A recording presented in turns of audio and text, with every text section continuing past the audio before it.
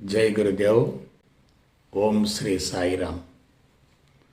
అనంతాత్మ స్వరూపులారా, నిన్న మీరు గురు సందేశంలో పాజిటివ్ నెగిటివ్ అనే అంశాన్ని గురించి తెలుసుకున్నారు. పాజిటివ్ నెగిటివ్లు రెండు కూడా ద్వంద్వాలే. ద్వంద్వాలను గురించి సంపూర్ణ అవగాహన కలిగితే జీవిత పరమార్థం నెరవేరినట్లే. ప్రస్తుతం మానవులంతా కూడా ద్వంద్వాల మధ్య విపరీతంగా ఘర్షణ పడుతున్నారు. అటువంటి ద్వంద్వాల మధ్య జీవించేటటువంటి వాళ్ళల్లో మానసిక అవలక్షణాలు విపరీతంగా ఉంటాయి. ఈరోజు మీరు ద్వంద్వాల మధ్య ఘర్షణ పడుతూ మానసికంగా ఒత్తిడిని పెంచుకునేటటువంటి వాళ్ళలో ఉండేటటువంటి ఒకే ఒక భయంకరమైనటువంటి అవలక్షణమైనటువంటి ఆత్మన్యూనతా భావం, ఇన్ఫీరియారిటీ కాంప్లెక్స్ అనేటటువంటి అంశాన్ని గురించి తెలుసుకోబోతున్నారు. చూడండి, మానవులలో ఉన్నటువంటి ఒకే ఒక ప్రధానమైనటువంటి ప్రమాదకరమైనటువంటి అవలక్షణం ఏంటంటే ఒకళ్ళతో మరొకళ్ళు పోల్చుకోవటం. దాన్నే కంపారిజన్ అంటారు. మనిషికి జ్ఞాపక శక్తి ఉంది, తెలివి మేధా సంపత్తి ఉన్నాయి, మనో చైతన్యం ఉంది, బుద్ధి చైతన్యం ఉంది, అవగాహన శక్తి ఉంది, ఆలోచన శక్తి ఉంది, పరిసరాల పట్ల స్పందన ఉంది, భాష ఉంది. తనలో ఏం జరుగుతుందో, పరిసరాల్లో ఏం జరుగుతుందో అవగాహన గావించుకునే అవకాశం ఉంది. అందరూ దీన్ని మంచి లక్షణంగా భావిస్తూ ఉంటారు, దాన్ని వరంగా భావిస్తూ ఉంటారు. అందుకే మానవుణ్ణి భూమండలం మొత్తంలో అదృష్టవంతుడిగా అభివర్ణిస్తూ ఉంటారు. కానీ అది వాస్తవం కాదు. అది వాస్తవం కానే కాదు. మానవుడిలో తెలివి కానీ, మేధా సంపత్తి కానీ, మనో చైతన్యం కానీ, బుద్ధి చైతన్యం కానీ, ఆలోచన శక్తి కానీ, అవగాహన శక్తి కానీ, జ్ఞాపక శక్తి కానీ, పరిసరాల పట్ల స్పందన కానీ, భాష కానీ, ఇవన్నీ కూడా మానవులకు శాపమే తప్ప వరం మాత్రం కానే కాదు. ఎప్పుడైతే జ్ఞాపక శక్తి, మనో చైతన్యం, బుద్ధి చైతన్యం, తెలివి మేధా సంపత్తి వగైర వగైర వంటివన్నీ కూడా బలోపేతమవుతూ వచ్చాయో అదే స్థాయిలో సమస్యలు కూడా పెరుగుతూ వచ్చాయి. దురదృష్టం ఏంటంటే తాను చెడ్డకోతి వనమంతటిని చెరిచినట్లు మానవుడు తాను బలహీనమై సమాజాన్ని, ప్రపంచాన్ని, ప్రకృతిని సైతం సమూలంగా బలహీనపరుస్తున్నాడు. కాబట్టి ప్రపంచం మొత్తంలో తెలివి మేధా సంపత్తి ఉన్నటువంటి మానవ జాతి అన్ని రంగాలను ఆక్రమించుకొని ఆధిక్యతను సంతరించుకోవటం వల్ల మానవ జీవితమే సమూలంగా దుర్భరంగా మారింది. ప్రస్తుతం భూమండలం మొత్తం కూడా దద్దరిల్లిపోతుంది, అతలాకుతలమవుతుంది. మానవ జాతి మొత్తం సమస్యల సుడిగుండంలో పూర్తిగా ఇరుక్కుపోయింది. గమనించండి. కాబట్టి ఒకళ్ళతో మరొకళ్ళు పోల్చుకోవటం అనేది అతి ప్రమాదకరమైనటువంటి అవలక్షణం. అజ్ఞానంలో ఉన్నవాళ్ళు కానీ, అపరిపక్వంగా ఉన్నవాళ్ళు కానీ, అమాయకత్వంతో జీవించేటటువంటి వాళ్ళు కానీ వాళ్ళకి తెలివి మీద సంపత్తి తక్కువగా ఉంటాయి. వాళ్ళకి మాయ అంటే ఏమో తెలియదు, మాయకు సంబంధించినటువంటి అవగాహన ఉండదు, మాయ వాళ్ళ వైపుకి వెళ్ళదు. కానీ ప్రజ్ఞ కుంచుకొని తెలివి మేధా సంపత్తి పెరిగినటువంటి మేధావుల్ని మీరు గమనించండి. వాళ్ళు మాయలో బంధించబడతారు. మాయ వాళ్ళని సమూలంగా ఆక్రమించుకుంటుంది. అందుకే వాళ్ళు ఒకళ్ళతో మరొకళ్ళని పోల్చుకుంటూ బలహీనతలను పెంచుకుంటూ ఉంటారు. అమాయకులకి పాజిటివ్ నెగిటివ్ అంటే ఏమిటో తెలియదు. వాళ్ళు పెట్టింది తింటారు, చెప్పింది చేస్తారు, ఉండమన్నట్లు ఉంటారు. మంచి చేసినా దాని పట్ల అవగాహన ఉండదు, చెడు చేసినా దాని పట్ల అవగాహన ఉండదు. కేవలం యాంత్రికంగా జీవిస్తూ ఉంటారు. ఇతరుల మీద ఆధారపడతారు, బానిస భావంతో ఉంటారు. తనలో ఏం జరుగుతుందో, చుట్టూ ఏం జరుగుతుందో తెలియదు కాబట్టి చర్య ప్రతి చర్యలు కూడా పెద్దగా ఉండవు. అయితే అదంతా కూడా అజ్ఞానంలో జరిగిపోతూ ఉంటుంది, అపరిపక్వతలో జరిగిపోతూ ఉంటుంది. తాను ఎంతో కొంతమేరకు ఇతరులకు ఉపయోగపడతాడు తప్ప ఇతరులకు అపకారం చేసే అవకాశం ఉండదు. ఉపయోగపడుతున్న అపకారం చేస్తున్నా సరే దానిని గురించి కూడా అవగాహన ఉండదు. అందువల్ల అమాయకులు అనే వాళ్ళంతా కూడా పాజిటివ్ నెగిటివ్ అంటే ఏమిటో తెలియకుండా జీవితాన్ని కొనసాగిస్తూ ఉంటారు. దానిని గురించి ఎటువంటి అవగాహన ఉండదు. అందుకే వాళ్ళ జీవితం మెకానికల్గా కొనసాగుతూ ఉంటుంది. అదే తమో గుణస్థులను మీరు జాగ్రత్తగా పరిశీలించండి. ప్రస్తుతం ప్రపంచం మొత్తంలో అతి భయంకరమైనటువంటి విధానాన్ని అనుసరించే వాళ్ళంతా కూడా తమో గుణస్థులే. తమో గుణస్థులు తమలో ఉన్నటువంటి బలహీనతలను చూసుకుంటూ ఉంటారు. ఎదుటి వ్యక్తులలో ఉన్నటువంటి ఔన్నత్యాన్ని గమనిస్తూ ఉంటారు, మెరిట్స్ని చూస్తూ ఉంటారు. ఎప్పుడైతే వాళ్ళతో తమను పోల్చుకుంటూ ఉంటారో, వాళ్ళల్లో ఉన్నది తనలో లేదు అనేటటువంటి భావనతో తమను తాము కించపరుచుకుంటూ ఉంటారు, తక్కువగా అంచనా వేసుకుంటూ ఉంటారు, తమను తాము బలహీనంగా ఊహించుకుంటూ ఉంటారు. అటువంటి వాళ్ళంతా కూడా తెర వెనుక జీవితాన్ని కోరుకుంటూ ఉంటారు. నలుగురిలోకి రావాలంటే విపరీతంగా భయపడుతూ ఉంటారు. నేను మరొకసారి చెప్తున్నాను, అన్ని అనర్థాలకు మూలం తమోగుణమే. ప్రస్తుతం ప్రపంచం మొత్తం కూడా, ప్రత్యేకించి మేధావర్గం మొత్తం కూడా సుఖానికి సౌకర్యానికి అలవాటు పడుతూ శారీరక శ్రమ లేకుండా సుఖవంతమైన సులభతరమైన జీవితాన్ని కొనసాగించాలని పరితపిస్తున్నారు. కాబట్టి భౌతికవాదం మొత్తం విపరీతంగా పెంచుకుంటూ ఉన్నారు. ఒక మాటలో చెప్పాలంటే ఆత్మన్యూనతా భావం అనేది అన్ని సమస్యలకు మూలమవుతుంది. అన్ని సమస్యలకు మూలం ఆత్మన్యూనతా భావమే. ఈ ప్రపంచంలో ఏ ఇద్దరు ఒకే రకంగా ఉండరు, ఏ ఇద్దరి సంస్కారాలు ఒకే రకంగా ఉండవు, ఏ ఇద్దరి మనస్తత్వం ఒకే రకంగా ఉండదు, ఏ ఇద్దరి ఆలోచన విధానం ఒకే రకంగా ఉండదు, ఏ ఇద్దరి సూక్ష్మ శరీరాలు ఒకే రకంగా ఉండవు, ఏ ఇద్దరి స్థూల శరీరాలు కూడా ఒకే రకంగా ఉండవు. భిన్నత్వం అనేది ప్రకృతి సహజం, దాన్ని ఎవరు ఆపే ప్రసక్తే లేదు. అయితే ఈ భిన్నత్వ ధోరణిలో మనిషి ఏమవుతున్నాడు? ఎదుటి వ్యక్తితో తనను పోల్చుకుంటూ తనలో ఉన్నటువంటి బలహీనతలను విపరీతంగా భూతద్దంలో పెట్టి చూసుకుంటూ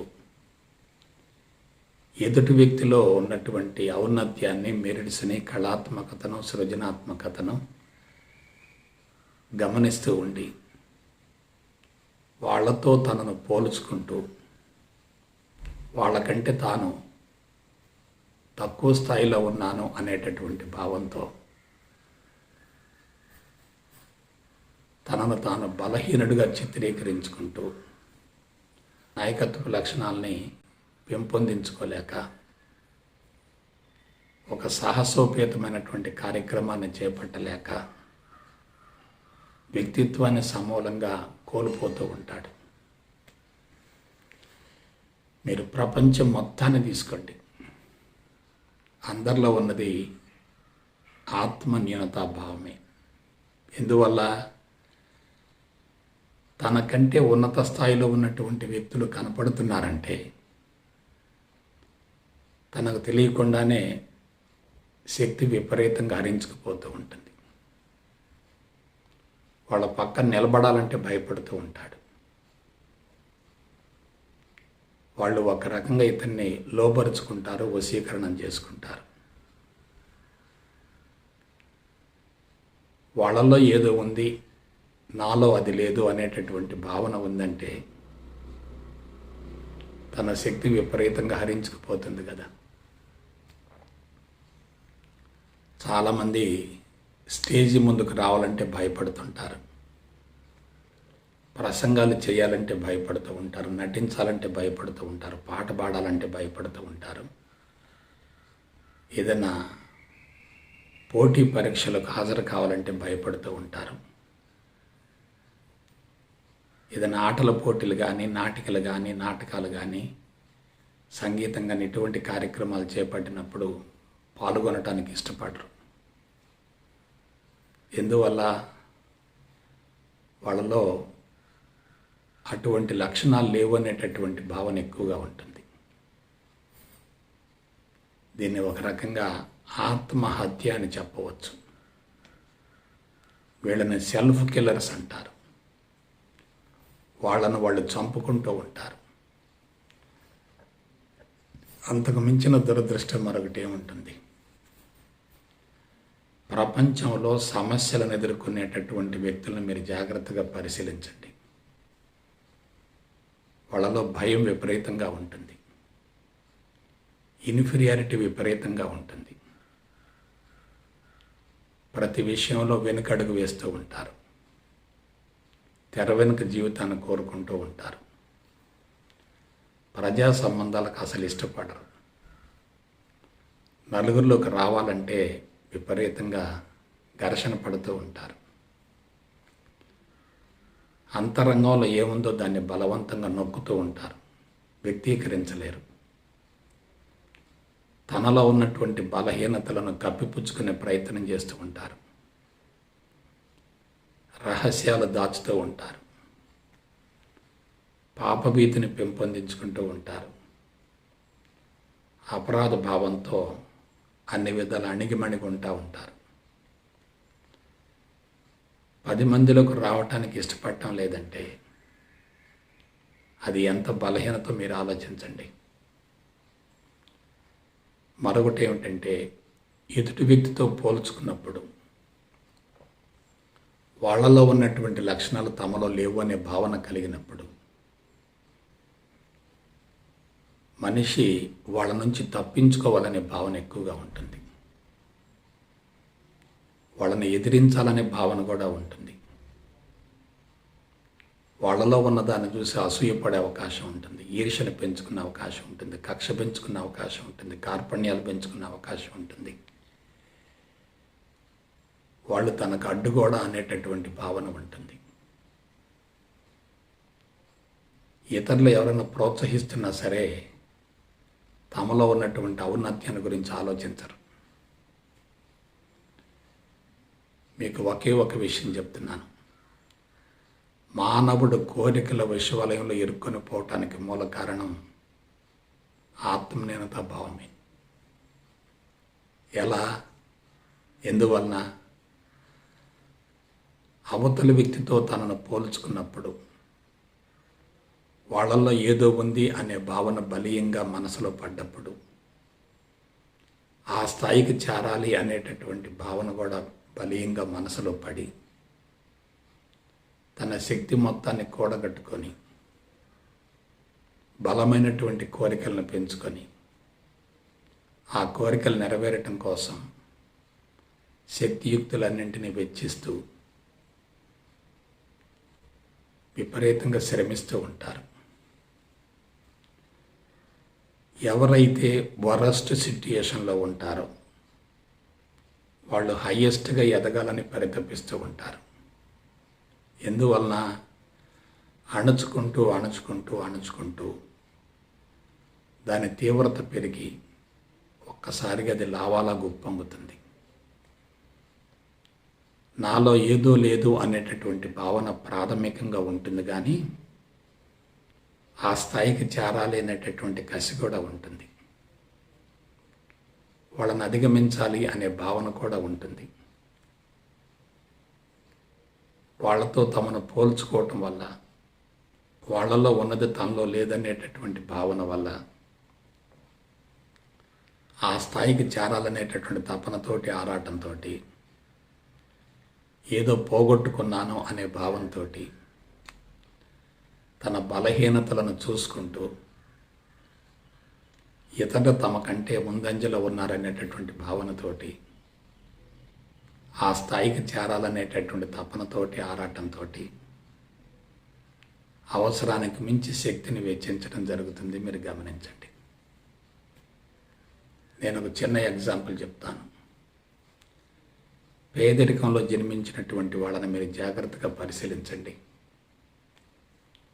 వాళ్ళల్లో ప్రాథమికంగా ఇన్ఫీరియారిటీ ఉంటుంది, అణుచుకునే మనస్తత్వం ఉంటుంది, కోరికలు ఉంటాయి, కానీ ఆ కోరికలను బలవంతంగా అణుచుకుంటూ ఉంటారు. అణుచుకుంటూ ఉండి ఒక దశకు పోయిన తర్వాత వాటిని నెరవేర్చుకోవాలనేటటువంటి భావన కూడా బలీయమవుతుంది. పర్సనాలిటీ తక్కువగా ఉంటుంది, కోరికలు ఎక్కువగా ఉంటే చేపట్టినటువంటి కార్యక్రమాలు ఉన్నత స్థాయిలో ఉంటాయి. అప్పుడేమవుతుంది? శక్తిని విపరీతంగా వెచ్చించవలసి ఉంటుంది. శక్తిని వెచ్చించడం అంటే ఏమవుతుంది? ఒకసారి ఆలోచించండి. శక్తిని వెచ్చించడం ద్వారా మనిషి ఇంకా బలహీనపడుతూ ఉంటాడు. అందుకే పేదరికంలో జన్మించినటువంటి వాళ్ళలో సంపాదించాలనే కసి ఎక్కువగా ఉంటుంది. ఆ కసి ఎక్కువగా ఉన్నప్పుడు ఏమవుతుంది?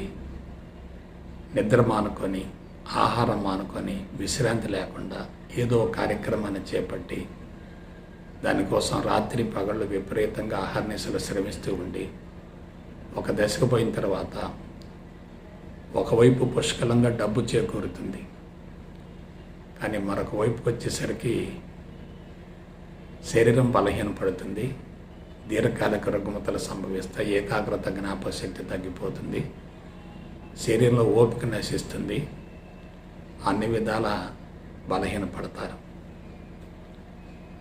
మీరు నేను తెలుసుకోవలసినటువంటి నగ్న సత్యం ఏంటంటే, పర్సనాలిటీ ఉండి కార్యక్రమాలు చేపట్టడం వేరు, పర్సనాలిటీ లేకుండా ఎదుటి వ్యక్తులతో పోల్చుకొని ఆ స్థాయికి చేరాలనేటటువంటి భావంతో అవసరానికి మించి శ్రమించడం వేరు. అతిగా శ్రమించడం కూడా ప్రమాదకరమే. టైంకి నిద్ర లేకుండా, విశ్రాంతి లేకుండా, ఆహారం లేకుండా విపరీతంగా ఆరాటపడుతూ ఆశించి పనులు చేయటం వల్ల కర్మబంధం పెరుగుతుంది. ఆ కర్మలు మరలా మరికొన్ని కర్మలకు బీజాలు అవుతూ ఉంటాయి. ఏదో సాధించాలనే తపన కూడా ఉంటుంది. సాధించినప్పుడు తాత్కాలికంగా తృప్తి ఉంటుంది, సాధించలేకపోయినప్పుడు తిరిగి అసంతృప్తి మొదలవుతుంది. కాబట్టి కోరిక అనేది మనసులో ఉదయిస్తుందంటే దానికి మూల కారణం అసంతృప్తి. ఆ అసంతృప్తికి మూల కారణం ఏంటి? ఒకళ్ళతో మరొకళ్ళు పోల్చుకోవటమే. పోల్చుకోవటం అనేది జరుగుతుందంటే తప్పనిసరిగా ఇన్ఫీరియారిటీ ఉంటుంది. ఇది ఒక రకంగా పసిబిడ్డ మనస్తత్వం. వ్యక్తీకరించాలనే భావన ఉన్నప్పటికీ వ్యక్తీకరించలేక వెనకడుగు వేస్తున్నారంటే వాళ్ళలో ఎంత అంతర్మదనం ఉంటుందో మీరు ఆలోచించండి. నేను పొట్టిగా ఉన్నాను, నేను నల్లగా ఉన్నాను, నేను సన్నగా ఉన్నాను, నాకు చదువు లేదు, నాకు డబ్బులు లేవు, నాది ఉన్నత కులం కాదు, బలహీనమైనటువంటి వర్గంలో జన్మించాను. ఈ విధంగా తనలో ఉన్నటువంటి లోపాలను భూతద్దంలో పెట్టి చూసుకుంటూ, బలవంతంగా అణుచుకుంటూ, మనసును బలవంతంగా నొక్కిపడుతూ, సహజత్వాన్ని కోల్పోతూ, విపరీతంగా శక్తిని వెచ్చించడం జరుగుతుంది. అందున ఇటీవల కాలంలో గత 2-3 శతాబ్దాలుగా మానవ జాతిలో నాగరికత విపరీతంగా పెరుగుతుంది కాబట్టి అందరూ కూడా భౌతికపరమైనటువంటి అంశాల మీదనే దృష్టిని కేంద్రీకరిస్తున్నారు.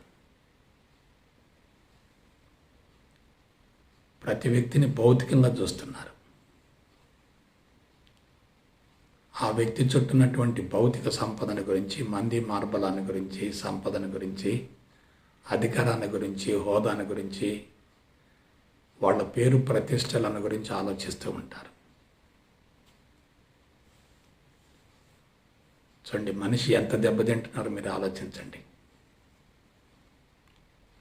కాబట్టి నాగరికత ముసుగులో, బాహ్యముఖ ప్రయాణంలో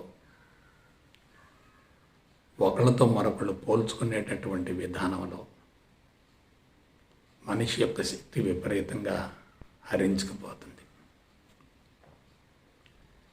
మరొక విషయం చెప్తున్నాను. చర్యకు ప్రతిచర్య సమానము మరియు వ్యతిరేకం అంటున్నారు కదా. ఇన్ఫీరియారిటీ ఉందంటే తప్పనిసరిగా సుపీరియారిటీ కూడా ఉంటుంది కదా. ఆత్మన్యూనతా భావం ఉందంటే ఆధిక్యతా భావం కూడా ఉంటుంది కదా. ఎప్పుడైతే ఒకళ్ళతో మరొకళ్ళు పోల్చుకుంటూ ఉంటారో, తనకంటే ఉన్నత స్థాయి వ్యక్తులు కనిపించినప్పుడు ఆత్మన్యూనతా భావం ప్రదర్శించబడుతుంది. తనకంటే తక్కువ స్థాయి వ్యక్తులను చూసినప్పుడు అంతే మోతాదులో ఆధిక్యత భావన కలుగుతుంది. కాబట్టి మనుషులకు ఉన్నటువంటి ప్రధానమైనటువంటి ప్రమాదకరమైనటువంటి అవలక్షణం ఏంటంటే పోల్చుకోవటమే, కంపేర్ చేసుకోవటమే. కాబట్టి ఇన్ఫీరియారిటీ ఎంత ప్రమాదమో సుపీరియారిటీ కూడా అంతే ప్రమాదం కదా. ఎప్పుడైతే సుపీరియారిటీ ఉందో అవతల వ్యక్తిని చులకనగా చూస్తూ ఉంటారు, డామినేట్ చేస్తూ ఉంటారు, వాళ్ళని తక్కువగా అంచనా వేస్తూ ఉంటారు. తనలో ఏదో ఉంది అనే భావన ఉంటుంది, వాళ్ళలో లేదనేటటువంటి భావన ఉంటుంది. కాబట్టి పాజిటివ్ నెగిటివ్ అనేటటువంటి మనిషి మీద ఏ విధంగా ప్రభావితం చేస్తున్నాయో మీరు కొంచెం జాగ్రత్తగా ఆలోచించుకోండి. ఇక్కడ అసలు విషయం ఏంటంటే, ఒక వ్యక్తిని చూసినప్పుడు నీలో ఇన్ఫీరియారిటీ పెరిగిన మాట వాస్తవమే. అదే సమయంలో మరొక వ్యక్తిని చూసినప్పుడు నీలో సుపీరియారిటీ పెరుగుతుంది కదా. అంటే నీలో ఇన్ఫీరియారిటీ ఎంత మోతాదులో ఉందో సుపీరియారిటీ కూడా అంతే మోతాదులో ఉంది కదా.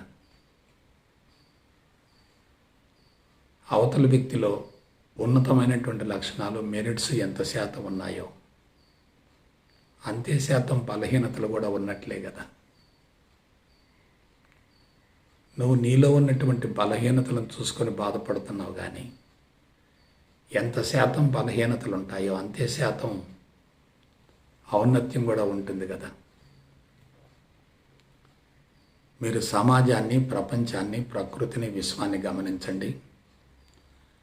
పాజిటివ్ ఎంత శాతం ఉంటుందో నెగిటివ్ కూడా అంతే శాతం ఉంటుంది. నెగిటివ్ ఎంత శాతం ఉంటుందో పాజిటివ్ కూడా అంతే శాతం ఉంటుంది. నెగిటివ్ని చూస్తూ ఉంటే పాజిటివ్ను గుర్తించలేము, పాజిటివ్ను చూస్తూ ఉంటే నెగిటివ్ను గుర్తించలేము. రెండు కూడా ఒకే నాణానికి బొమ్మ బొరుసు వంటివి. ఒకదానిలో ఇరుక్కొని పోతే మరొక దాన్ని గుర్తించలేము.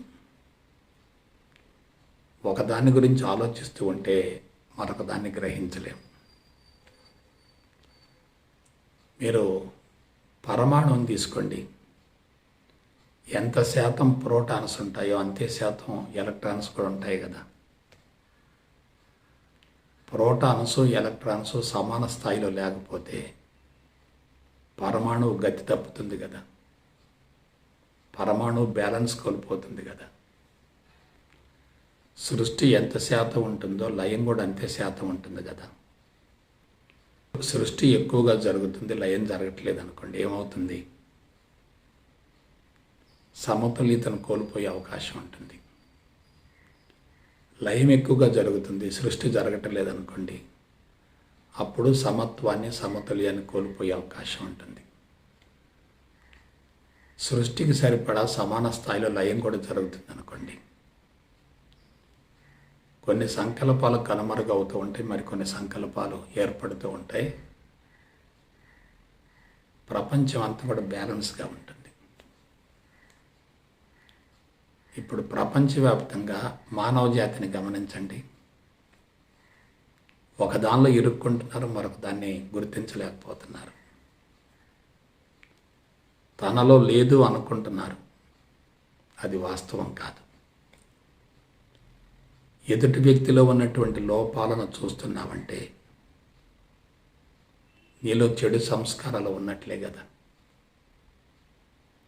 నీ అంతరంగ స్థితి అంతటా ప్రతిబింబిస్తుంది కదా.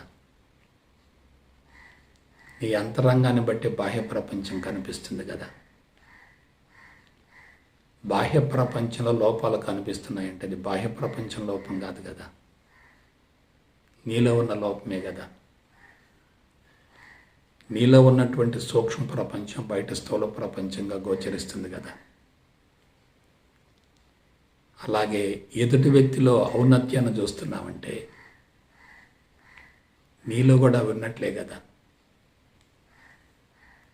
నీలో లేనిది బయట కనిపించదు కదా. నీలో ఉన్నదే బయట కనపడుతున్నప్పుడు, ఎదుటి వ్యక్తిలో ఉన్నటువంటి ఔన్నత్యాన్ని నువ్వు గుర్తించగలుగుతున్నప్పుడు, అవతల వ్యక్తిలో ఉన్నటువంటి ఔన్నత్యాన్ని గుర్తించడానికి మూల కారణం నీలో ఉన్నటువంటి ఉన్నతమైనటువంటి లక్షణాలే కదా. చూసారా మానవ జీవితం ఎంత విచిత్రంగా ఉంటుందో. నీలో ఏదైనా 50-50 ఉంటుంది, అవతల వ్యక్తిలో ఏదైనా 50-50 ఉంటుంది. నువ్వు ఇన్ఫీరియారిటీ స్థాయిలో ఉంటున్నావంటే ప్రాణశక్తి తక్కువగా ఉంది. సుపీరియారిటీ స్థాయిలో ఉన్నావంటే ప్రాణశక్తి అస్తవ్యస్తంగా ఉంది. అవతల వ్యక్తిలో ఉన్నదే నాలో ఉంది అనే భావన కలిగిందనుకోండి, అక్కడ సమాన స్థితి ఏర్పడుతుంది కదా. కానీ మానవులు ఏం చేస్తున్నారు? ఎదుటి వ్యక్తిని తమతో భౌతికంగా పోల్చుకుంటున్నారు, మానసికంగా పోల్చుకుంటున్నారు. శారీరక, ఇంద్రియ, మానసిక, బుద్ధిమట్టాల స్థాయిలలోనే ప్రపంచాన్ని చూస్తున్నారు. కాబట్టి అది సృష్టి యొక్క లోపం కాదు, మానవులు చూసేటటువంటి దృష్టిలో ఉన్నటువంటి లోపం. ఎదుటి వ్యక్తిని తనతో పోల్చుకున్నప్పుడు ఇన్ఫీరియారిటీ ఉందంటే శక్తి విపరీతంగా హరించుకుపోతుంది. అదే ఎదుటి వ్యక్తిలో ఉన్నటువంటి ఔన్నత్యాన్ని చూస్తూ స్ఫూర్తిని పెంచుకుంటే, అతని యొక్క అంతరంగాన్ని మన అంతరంగంతో అనుసంధానం చేయగలిగితే, అనుసరించగలిగితే అవతల వ్యక్తి స్థాయికి సునాయాసంగా ఎదగొచ్చు. ప్రస్తుతం ప్రపంచవ్యాప్తంగా మనుషులు ఎదుర్కొంటున్నటువంటి అన్ని రకాల సమస్యలకు మూల కారణం ఇన్ఫీరియారిటీ, ఇంకేమీ లేదు. కాబట్టి ఇన్ఫీరియారిటీ అనేది ఉందంటే జీవితం సమూలంగా పతనమైనట్టే. తనలో ఉన్నదాన్ని ప్రదర్శించలేకపోయినా, లేని దానిని ప్రదర్శించాలని ప్రయత్నిస్తున్నా, అవి రెండు కూడా సహజత్వానికి విరుద్ధమే కదా. కొంతమందికి అపారమైనటువంటి అనుభవం ఉంటుంది, కానీ వ్యక్తీకరించలేరు, అది ఇన్ఫీరియారిటీ. కొంతమందిలో అనుభవం ఉండదు, కానీ వ్యక్తీకరించాలనే ఉబలాటం ఎక్కువగా ఉంటుంది, పాండిత్యం ఎక్కువగా ఉంటుంది, అది కూడా ఒక రకంగా ఇన్ఫీరియారిటీ. అనుభవం లేకుండా వ్యక్తీకరించడం అంటే అంతరాత్మకు విరుద్ధంగా ఆలోచించడమే కదా, ప్రవర్తించడమే కదా. కాబట్టి మనుషులలో ఉన్నటువంటి బలహీనతలకి మూల కారణం ఏంటో మీరు జాగ్రత్తగా ఆలోచించుకోండి. పోల్చుకోవటం అనేటటువంటి ఒకే ఒక అంశంలోనే ప్రపంచం సమూలంగా సర్వనాశనమైంది. పోల్చుకునేటటువంటి అంశం కోసమే మనిషి తన తెలివిని మేధా సంపత్తిని ఉపయోగించి, చట్టాలు న్యాయాలు ఉపయోగించి ఆస్తి హక్కు, సంపద హక్కు, సంపాదన హక్కులను పెంపొందించుకొని భౌతికంగా ఎదగాలనేటటువంటి భావంతో, సమాజం మీద పట్టు సాధించాలనేటటువంటి భావంతో, కీర్తికాంక్షను, గుర్తింపుకాంక్షను పొందాలనేటటువంటి తపనతోటి, ఆరాటంతో అహర్నిశలు శ్రమిస్తూ ఉన్నాడు. తాటి చెట్టు ఎక్కేవాడుంటే తలదన్నేవాడు ఉంటారంటారు. తాటి చెట్టుని ఎక్కేవాడుంటే తలదన్నేవాడుంటాడు అంటారు. ఈ ప్రపంచంలో తప్పనిసరిగా నీకంటే ఎక్కువ స్థాయిలో ఉన్నోళ్ళు ఉన్నారు, నీకంటే తక్కువ స్థాయిలో ఉన్నోళ్ళు కూడా ఉన్నారు. ఎక్కువ స్థాయి వాళ్ళను చూసి కలత చెందవద్దు. తక్కువ స్థాయిలో ఉన్నటువంటి వాళ్ళని చూసి గర్వపడవద్దు. నాలో ఏదో ఉంది, వాళ్ళలో లేదు అనేటటువంటి భావన ఉందంటే అది ఎంత ప్రమాదకరం మీరు ఆలోచించండి. వాళ్ళల్లో ఉన్నది నాలో లేదు అనేటటువంటి భావన బలీయంగా ఉందంటే మనిషి వ్యక్తిత్వం ఎంత దెబ్బతింటుందో మీరు ఆలోచించండి. ఇవన్నీ కూడా మనందరం తెలుసుకోవలసినటువంటి జీవిత సత్యాలు. ఇటువంటి అంశాల పట్ల అవగాహన లేకుండా కళ్ళు మూసుకొని కఠోరంగా సాధన చేస్తే ఎంత ప్రమాదకరం మీరు ఆలోచించండి. మరొక విషయం చెప్తున్నాను. ఎప్పుడైతే వ్యక్తులతో మనల్ని మనం పోల్చుకుంటూ ఉన్నామో జీవితాంతం అసంతృప్తి కొనసాగుతూనే ఉంటుంది. ఎప్పుడైతే అసంతృప్తి ఎక్కువగా ఉంటుందో దాన్ని భర్తీ చేసుకోవటం కోసం ప్రయత్నం కూడా తీవ్రంగా ఉంటుంది. అసంతృప్తిని భర్తీ చేసుకోవటం కోసం బాహ్య ప్రపంచంలో పరుగులు పెడుతూ మనం చేసేటటువంటి కార్యక్రమాల ద్వారా ఆ అసంతృప్తి ఇంకా పెరుగుతుంది తప్ప తగ్గే అవకాశమే లేదు. అంటే అసంతృప్తిని భర్తీ చేసుకోవటం కోసం మనం చేసేటటువంటి ప్రయత్నాల వల్ల అసంతృప్తిని ఇంకా పెంచుకుంటూ ఉన్నాం. కోరికలు పెరుగుతున్నాయంటే అందుకు సరిపడ వనరులు ఉండాలి కదా. వనరు లేకుండా కోరికలు పెంచుకుంటున్నామంటే మనం తప్పనిసరిగా పోరాటాన్ని పెంచుకుంటున్నట్లే కదా. ఏం జరుగుతుందో మీరు ఆలోచించండి. భౌతిక సంపద ద్వారా, బాహ్య ప్రపంచపు అంశాల ద్వారా ఆనందాన్ని పొందుతున్నాం అనేటటువంటి భావంతో మేధావులు మొత్తం కూడా వస్తు సంపదను కూడబెట్టుకుంటూ సుఖవంతమైన, సులభతరమైన జీవితానికి అలవాటు పడుతూ దాన్నే విజయవంతమైన జీవితంగా భావిస్తూ తమను తాము మోసం చేసుకుంటున్నారు. ఇది అతి ప్రమాదకరమైనటువంటి అవలక్షణం. ప్రత్యేకించి ఆడవాళ్ళను మీరు గమనించండి.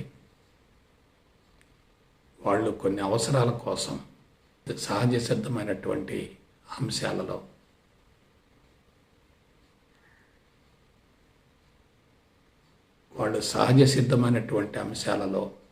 ప్రత్యేకించి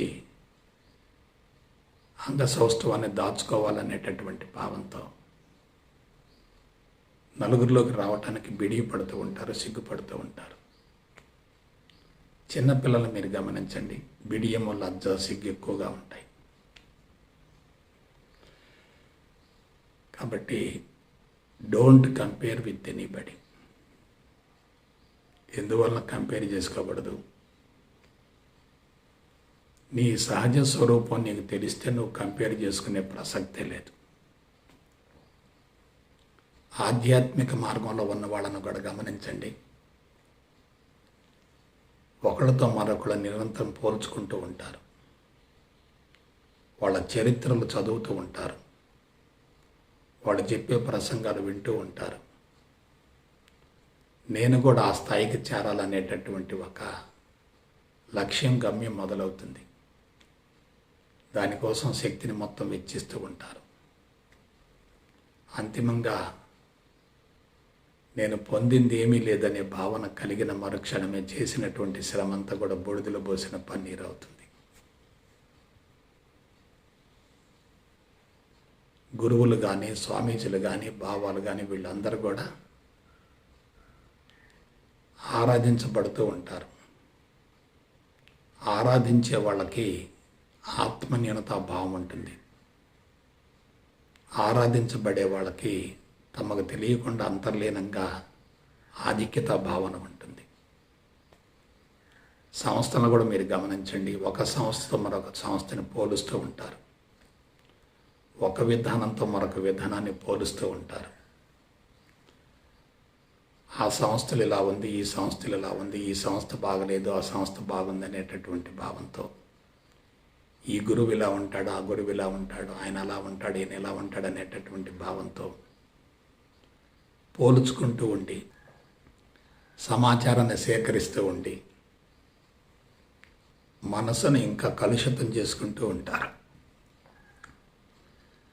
మనసు కలుషితం అవుతుందంటే తప్పనిసరిగా బాహ్య ప్రపంచపు సమాచారాన్ని విపరీతంగా సేకరిస్తున్నారని గుర్తుపెట్టుకోండి.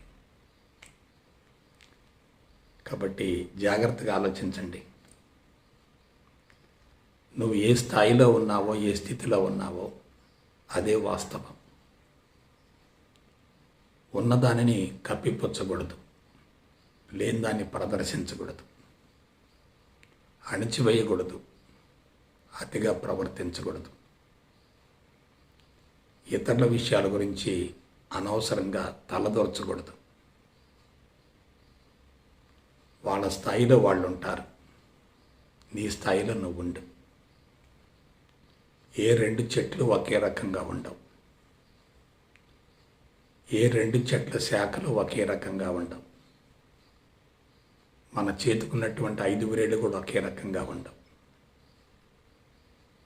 ఎత్తు కానీ, లావు కానీ, పొడవు కానీ, రంగు కానీ, రూపం కానీ, బరువు కానీ వగైరా వగైరాల్లో ఏ ఇద్దరూ ఒకే రకంగా ఉండే ప్రసక్తే లేదు. భిన్నత్వం అనేది ప్రకృతి యొక్క సహజ లక్షణం. తెలివి మీద సంపత్తి కూడా అంతే. కొంతమందిలో ఎక్కువగా ఉంటుంది, మరి కొంతమందిలో తక్కువగా ఉంటుంది. కళాత్మకత, సృజనాత్మకతలు కూడా అంతే. ఒకరిలో ఎక్కువ ఉంటాయి, మరొకరిలో తక్కువ ఉంటాయి. అందరూ ఒకే రకంగా ఉండరు, ఉండకూడదు. అందరూ ఒకే రకంగా ఉండి ఒకే రకమైన జీవితాన్ని కొనసాగిస్తూ ఉంటే జీవితంలో టేస్ట్ అనేది ఉండదు, ఆసక్తి అనేది ఉండదు. తెర మీద సినిమాను చూస్తూ ఉన్నప్పుడు మనం అనుభూతిని చెందుతూ ఉంటాం. సినిమా అయిపోయిన తర్వాత తెరను చూస్తూ కూర్చుంటే ఎట్లా? తెరలో ఏమీ లేదు కదా, అంత ఏకత్వమే కదా. కాబట్టి భిన్నత్వాన్ని చూస్తూ ఉన్నప్పుడు, భిన్నత్వంలో ఇరుక్కున్నప్పుడు, భిన్నత్వాన్ని వాస్తవంగా భావించినప్పుడు, మాయలో ఉన్నప్పుడు మనిషికి ఇటువంటి అవలక్షణాలు పెళ్ళుబుగుతూ ఉంటాయి. అందులో మనుగడ కోసం సాగుతున్నటువంటి పోరాటంలో మనిషి విపరీతంగా వనరుల కోసం పోటీ పడుతున్నాడు. కాబట్టి ఈ కంపారిజన్ ఇంకా ఎక్కువగా ఉంటుంది. చదువుకునేటటువంటి చదువులు కూడా ఇటువంటి ఇన్ఫీరియారిటీని, సుపీరియారిటీని పెంచే విధంగానే ఉన్నాయి. ర్యాంకులు అంటున్నారు, మార్కులు అంటున్నారు, డిగ్రీలు అంటున్నారు, సన్మానాలు అంటున్నారు, సత్కారాలు అంటున్నారు, అవార్డులు అంటున్నారు, రివార్డులు అంటున్నారు. గెలిచేవాళ్ళు ఉంటారు, ఓడిపోయేవాళ్ళు ఉంటారు, నెగ్గేవాళ్ళు ఉంటారు, వైఫల్యం చెందేవాళ్ళు ఉంటారు. ఈ విధంగా ప్రపంచం మొత్తం కూడా అస్తవ్యస్తంగా అతలకుతలం అవుతుంది, గమనించండి. కాబట్టి ఇటువంటి స్థితిలో మనిషి ఉన్నతంగా ఆలోచించే అవకాశం లేదు కదా. కాబట్టి నెగిటివ్ అనేది లోపలికి ప్రవేశించడం చాలా సులభం. ఒక అభిప్రాయం ఏర్పడటం చాలా సులభం. ఆ అభిప్రాయాన్ని వదిలించుకోవటం, కరిగించుకోవటం చాలా కష్టం. అందువల్లనే నెగిటివ్ అనూహ్యంగా పెరుగుతూ ఉంది. దాన్ని తొలగించుకునేటటువంటి విధానం తెలియక మనుషులంతా కూడా ఆ నెగటివ్ని ఇంకా పెంపొందించుకుంటున్నారు తప్ప తగ్గించుకునే అవకాశం లేకుండా పోతుంది. అయితే దీనికి పరిష్కారం ఏంటి గురూజీ? పరిష్కారం లేని సమస్య అంటూ లేదు. సమస్య ఉందంటే తప్పనిసరిగా పరిష్కారం ఉంటుంది. సమస్య జటిలంగా ఉందంటే పరిష్కారం కోసం చేసేటటువంటి ప్రయత్నం కూడా తీవ్రంగా ఉండవలసిందే. అదేమిటి? నేను ఫలానా అనేటటువంటి అహంకారాన్ని సమూలంగా కరిగించుకొని నేను ఏమీ కాను అనే స్థితికి చేరాలి. నేను ఫలానా అనబడేటటువంటి అహంకారం ఉందంటే, పరిమిత తత్వం ఉందంటే మనిషి తప్పనిసరిగా కుంచుకుంటాడు, సొంత ప్రపంచాన్ని నిర్మించుకుంటాడు, సృష్టించుకుంటాడు, దానిలో బందీ అవుతాడు. ఇతరులను లోపలకు ప్రవేశించనీయడు, తాను ఆ ప్రపంచాన్ని దాటి బయటికి వెళ్ళడు. కులం కానీ, మతం కానీ, వర్గం కానీ, ప్రాంతం కానీ, పార్టీ కానీ, డబ్బు కానీ, అధికారం కానీ, హోదా కానీ, గుర్తింపు కానీ, కీర్తి ప్రతిష్టలు కానీ, ఇవన్నీ మనిషికి ఉన్నటువంటి అతి ప్రమాదకరమైనటువంటి అవలక్షణాలు, ఒక రకంగా వ్యసనాలు. అలవాటును మార్చుకోవచ్చు కానీ వ్యసనాన్ని మార్చుకోలేము. ఇవన్నీ ఆకస్మికంగా వచ్చినవి కాదు. పుట్టినప్పటి నుంచి జీవితం కొనసాగేంత వరకు ఇవి నిరంతరం అడుగడుగున మనకు కనపడుతూనే ఉంటాయి. ఇవి ఈ జన్మవి కూడా కాదు, ఎన్నో జన్మల నుంచి వస్తున్నాయి. ఎన్నో జన్మల నుంచి తరతరాలుగా సంక్రమిస్తూ వస్తున్నాయి. అందున నాగరికత ఛాయలు విపరీతంగా పెరుగుతున్నాయి కాబట్టి మనుషులు భౌతిక పరమైనటువంటి అంశాలకు ప్రాధాన్యతనిస్తున్నారు కాబట్టి ఈ పోల్చుకోవటం అనేది అతి ప్రమాదకరమైనటువంటి జబ్బుగా మారింది. It is a psychological disorder. ఇవన్నీ మనసులో పెట్టుకొని సాధన చేస్తే ఎలా ఉంటుంది ఆలోచించండి. కాబట్టి ఒక్కసారి జాగ్రత్తగా విశ్లేషించుకోండి. ఆధ్యాత్మికంగా ఒక్కసారి మిమ్మల్ని మీరు పరిశీలించుకోండి. నేను అంటే ఆత్మ, నేను ఫలానా అంటే అనాత్మ. నేను ఫలానా అనేటటువంటి భావన ఉన్నప్పుడే మాయ ఆవహిస్తుంది. మనిషి ఒకళ్ళతో మరొకరిని పోల్చుకుంటూ ఉంటాడు. అదే నేను ఏమీ కాను అనే స్థితికి వెళితే, నేను భగవంతుడను అనేటటువంటి అంశాన్ని గురించి శాస్త్రయుక్తంగా అవగాహన చేసుకుని అనుభవంలోకి పొందగలిగితే పోల్చుకోవటం ఉండదు. అసలు నీకేమీ లేదు. You are nobody, but you are feeling as somebody. You are totally zero, but feeling as hero. ఒకటి పక్కన ఎన్ని సున్నాలు పెట్టినా ఆ సున్నాలకి విలువ ఉంటుంది. ఒకటిని తీసేస్తే విలువ ఉండదు. నువ్వు బ్రతికున్నంత వరకే ఈ సమాచారం మొత్తం నీకు ఆసక్తికరంగా ఉంటుంది. ఈ సమాచార సేకరణ కోసం నువ్వు ఆరాటపడుతూ ఉంటావు. నీ ప్రాణం పోయిన మరుక్షణమే నీకేమీ లేవు. ఇక ఆ ఒకటి తొలగిపోయింది, సున్నాలు మాత్రం మిగులుతాయి. సంపద లేదు, కోర్టు కేసులు లేవు, జ్ఞానం లేదు, పదవి లేదు, హోదా లేదు, డిగ్రీ లేదు, అధికారం లేదు, అన్నీ మాయే. నీ మరణంతో మొత్తం ఆగిపోతాయి. కాబట్టి సొల్యూషన్ ఏమిటి? జ్ఞానపరంగా పరిణతి చెందేటట్లయితే చనిపోయినప్పటి స్థితి బ్రతికుండగానే ఉంటుంది. చనిపోయిన తర్వాత ఉన్నటువంటి స్థితి బ్రతికుండగానే ఉంటుంది. జ్ఞానపరంగా ఎదిగినటువంటి వ్యక్తి అందరినీ సమదృష్టితో చూడగలుగుతాడు. రాగద్వేషాలు ఉండవు. రాగం అంటే వెంటపడటం, ద్వేషం అంటే వ్యతిరేకించటం. నాలో ఏదో లేదు, నేను పొందాలి అనే భావన బలీయంగా ఉందంటే నువ్వు దానికోసం వెంపర్లాడుతున్నావు, వెంటబడుతున్నావు. అదే రాగం. ఎదుటి వ్యక్తిని స్వీకరించలేక హృదయపూర్వకంగా నీలో కలుపుకోలేకపోతున్నావంటే అది వ్యతిరేకించడమే. అదే ద్వేషం అంటే. రాగము ద్వేషము రెండు ఉన్నాయనుకోండి, సమదృష్టి ఎలా అలవడుతుంది? రాగము ద్వేషం రెండు తొలగిపోయాయి అనుకోండి, అదే సమాధి. కాబట్టి సమదృష్టిని పొందటమే సమాధి.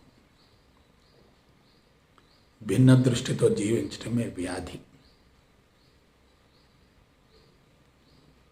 ఇవన్నీ కూడా అందరూ తెలుసుకోవలసినటువంటి జీవిత సత్యాలు. ముందు తెలుసుకోవాలి, తర్వాత అనుభవంలోకి వస్తుంది. విద్యార్థి దశలోనే అందరూ కూడా పోటీతత్వంలో నిమగ్నమైపోతున్నారు. ఒకళ్ళ మీద మరొకళ్ళు ఈర్ష్య, కక్ష, అసూయ, ద్వేషాలు పెంచుకుంటున్నారు. మనసును ముక్కలు చేసుకుంటున్నారు. జీవితాన్ని సమస్యాత్మకంగా తయారు చేసుకుంటున్నారు. విజయం సాధించాలనేటటువంటి భావనతో శక్తిని విపరీతంగా వెచ్చిస్తున్నారు. కాబట్టి బిడ్డలారా, ప్రపంచంలో ఇన్ఫీరియారిటీ లేనటువంటి ఒకే ఒక వ్యక్తి ఎవరంటే భగవంతుడు.